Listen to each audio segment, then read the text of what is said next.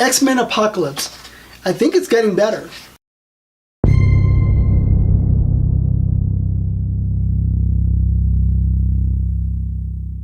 Welcome back for another movie review.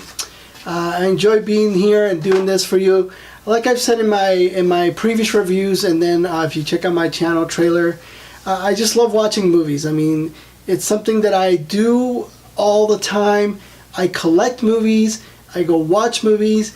I guess you can say that's like my hobby, my biggest passion. So why not talk about it? And today we're going to talk about X-Men Apocalypse. This is another movie directed by Bryan Singer, who started out that franchise for us way back with X-Men, obviously.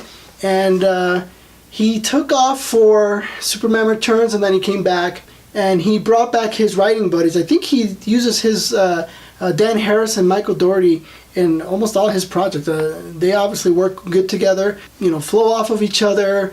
In addition, they brought on Simon Kinberg to also write the script for this, so they've got plenty of writers. With that, I believe that this movie became good as it was. I actually loved the movie. I'm a huge X-Men fan, and like I said, when the third movie, Brett Ratner, X-Men Last Stand, it's one of those movies where you wish you could just forget it happened. I know there's a bunch of series out there that we do that with. And this one right here, when we got X-Men First Class, and then X-Men Future Past, and now this one is the third one in that new trilogy with Bryan Singer back at the helm. We're just getting great movies again, and I'm so excited that X-Men has returned to what it used to be when he was doing when he did the first two. In this movie, we are bringing back basically the members of the new series.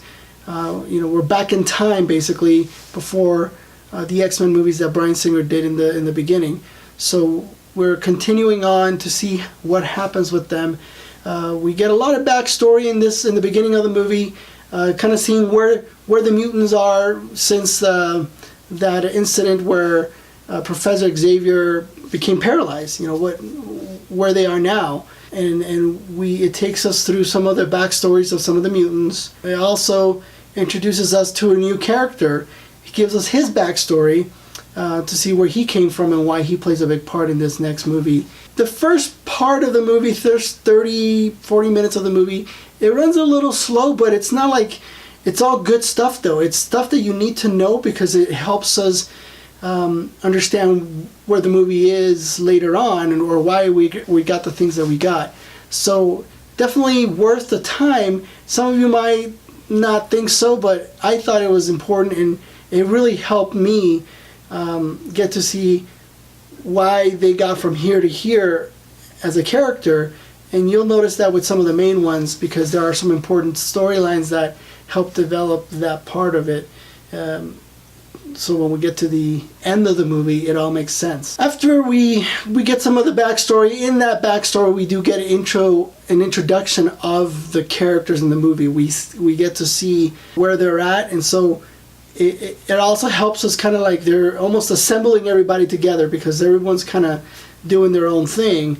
Professor Xavier has got a school going. He's got dreams and hopes of making this a bigger thing. Magneto's story. You have Mystique's story. You have also the new character we were introduced in Days of Future Past, Quicksilver. He plays a great part in this movie. I'll tell you more about it in a minute. So we have all these things that introduce our characters, which I thought was necessary, and it was great. It wasn't a time waster. It was definitely part of the movie. One of the things we see in the movie, obviously, is we learned about our villain in the beginning, and then we get to see him come back and starts basically recruiting. As you saw in the trailers, he's got what he calls his 4 horsemen. That plays a big part in this movie to help us see how the villain is, or his part in this world. If you would watch any of the trailers, he talks about him being the god, and I gotta say, the villain it was great. It was a great part. I remember seeing some news about some people saw pictures of him early on, or when they released pictures of him, and some people even got like some B-roll video when he's like was saying some of his lines, it wasn't menacing. It was like, really, this is the villain? It was kind of a weak, like, oh boy, this is not going to work. And then people were talking about his costume, the way he looked. They were just not happy with him. Got a lot of negative feedback. But obviously this was all before, the special effects, before audio work, because, man, they did a good job in making him look good and sound good. He is a powerful villain. He is Apocalypse. If you know him from the comics, this guy is a strong guy. And he really brought that in this movie. And so I really enjoyed him as a villain. As I was talking about the special effects and the sound in this, the CGI in this movie is amazing too. There is a lot of CGI. Obviously a lot of green screen work was done in this movie. I don't think you can make a superhero movie, let alone an X-Men movie, without some green screen.